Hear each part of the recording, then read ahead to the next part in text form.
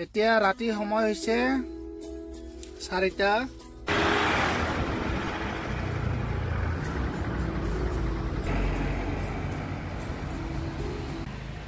আৰু মই লৈ আহিছিলোঁ আলু পিঁয়াজ।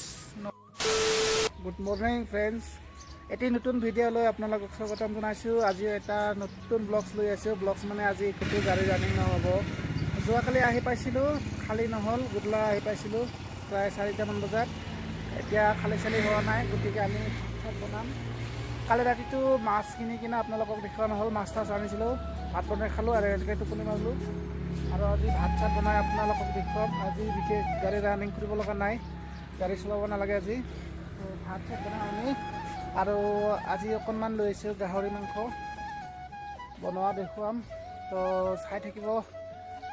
আৰু যদি মোৰ চেনেলটোত চাই যদি ভাল লাগিছে ভিডিঅ'বোৰ, তেতিয়াহ'লে চেনেলটো ছাবস্ক্ৰাইব কৰি দিব। এয়া সৰিয়হ পাত, এয়া ভাত বহাই দিছোঁ। গাহৰি মাংস পিচ কৰি আছে, আৰু গাহৰি মাংসটো বেছিভাগ তেল দেখা পাই আছোঁ।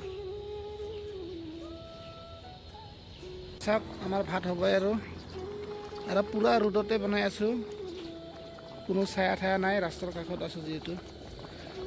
ভাত হৈ গ'ল। এতিয়া গাহৰি মাংস বইল দিছোঁ। অকণমান বইল দি ল'লে ভাল, তো গতিকে বইল কৰি লৈ আছোঁ গাহৰি মাংসখিনি। আৰু গাহৰি মাংস বইল কৰা হৈ গ'ল। এতিয়া উঠাই ল'ম, উঠাই মেলি ধুনীয়াকৈ ধুই ল'ম। এই গৰম হ'বলৈ দিছোঁ।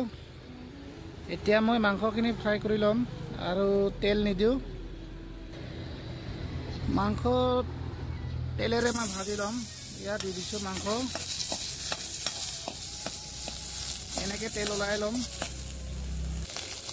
মাংসখিনি ধুনীয়াকৈ ভাজি ল'ম, তেল ওলাই দিম। ইয়াত পূৰা তেল ওলাই যাব, তেল ওলালৈকে ফ্ৰাই কৰি থাকিম মই।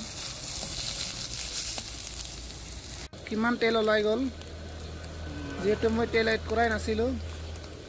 কিমান তেল ওলাইছে চাওক, ধুনীয়াকৈ ভাজি হৈ আছে, ফ্ৰাই কৰি লৈ আছোঁ। বিনা তেলতে ইমান তেল হৈ গ'ল। প্ৰথমবাৰত তেলখিনি দিছিলোঁ, এতিয়া দি দিছোঁ মাংসখিনি অলপ ফ্ৰাই কৰি ল'ম। এতিয়া মই মিঠাতেল ঢালি আছোঁ।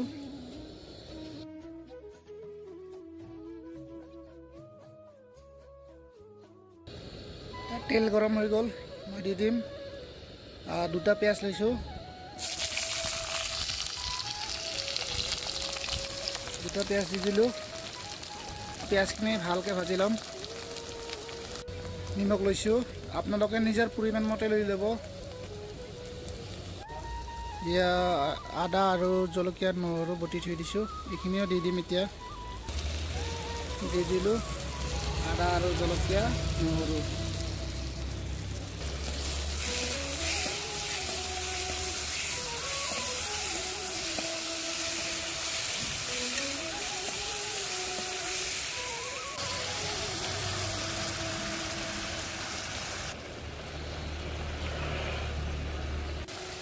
তো পিঁয়াজ ভজা হৈ গ'ল মোৰ, গতিকে মই মাংসখিনি দি দিম। ইয়াত দি দিছোঁ মাংস।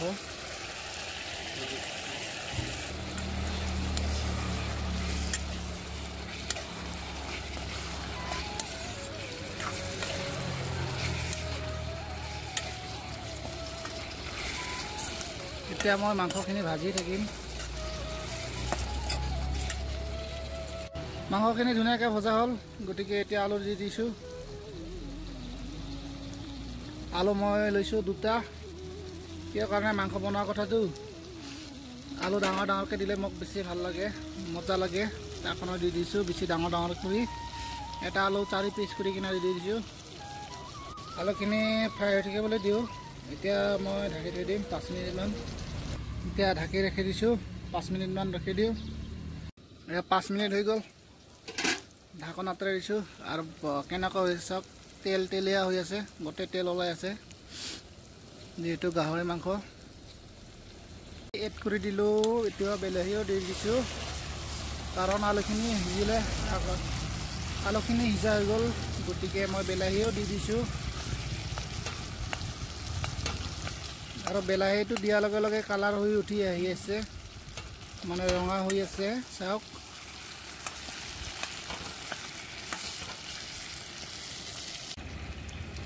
মাংসখিনি মোৰ ভজা হৈ গ'ল, প্ৰায় সিজিলে। গতিকে মই এতিয়া দি দিম সৰিয়হ পাত। আপোনালোকক খাই কেনেকৈ ভাল লাগে ক'ব, মোৰ কিন্তু ভালে লাগে এনেকৈ গাহৰি মাংসত লাই পাত বা সৰিয়হ পাত দিব পাৰিলে। তো মাংসখিনি মোৰ ফ্ৰাই কৰা হৈ গ'ল। এতিয়া দি দিম মই পানী, অকণমান গ্ৰেভি বনাই ল'ম, জোল। গতিকে পানী দি দিব লাগিব, শুকাই আছে এতিয়া।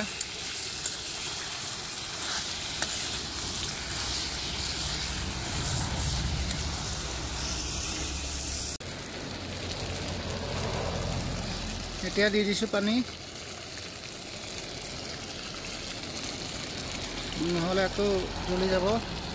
ফ্ৰাইখিনি বঢ়িয়াকৈ হৈছিল। এতিয়া দি দিছোঁ পানী।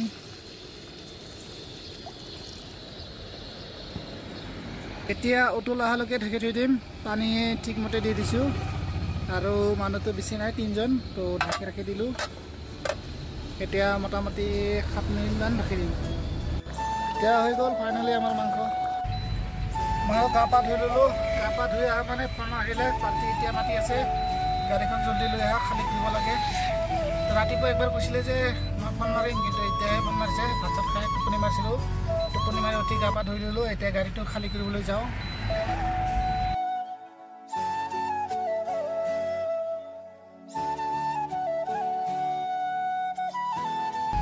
এইখন লামকা বুলি কয়।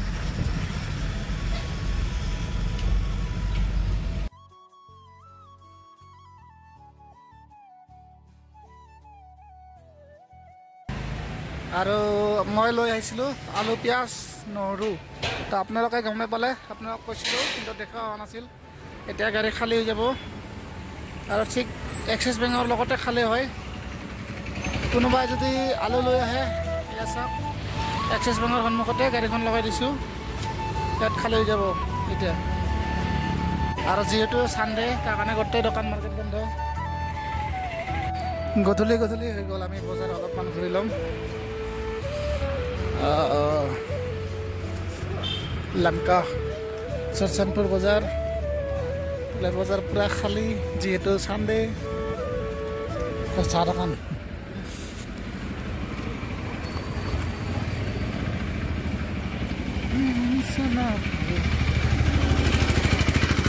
মাছ মাংসৰ দোকান। The next day.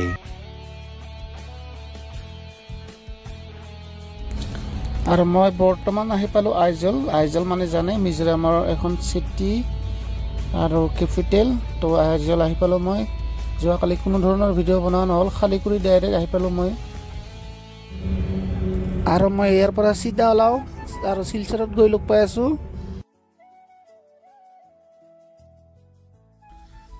এতিয়া ৰাতি সময় হৈছে 4টা, প্ৰায় বাজিছে 3:50। আৰু এতিয়া আমি খাই আছোঁ ৰুটি। চাওক কি যে হ'ব গাড়ীত থাকিলে, কেতিয়া দিনৰ খানা কেতিয়া ৰাতিৰ খানা ধৰিবই নোৱাৰে। আৰু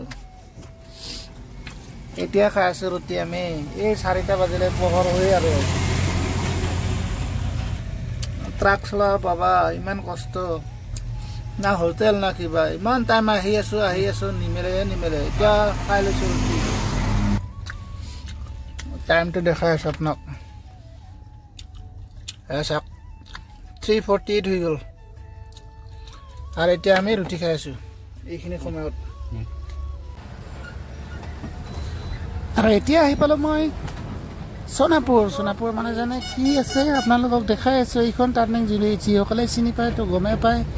এতিয়া আহি পালোঁ সোণাপুৰৰ বিশেষ ঠাইডোখৰ, শ্ৰী মা দুৰ্গাৰ মন্দিৰ। আৰু এইখনেই হ'ল মা দুৰ্গাৰ মন্দিৰখন। ইয়াত চাওক, সোণাপুৰত থকা মেঘালয়ৰ সোণাপুৰৰ মা দুৰ্গাৰ মন্দিৰ। মই আহি পাই গ'লোঁ যে মা দুৰ্গা।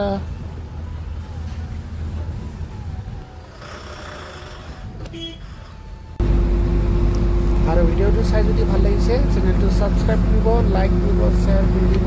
তো টাটা বাই বাই।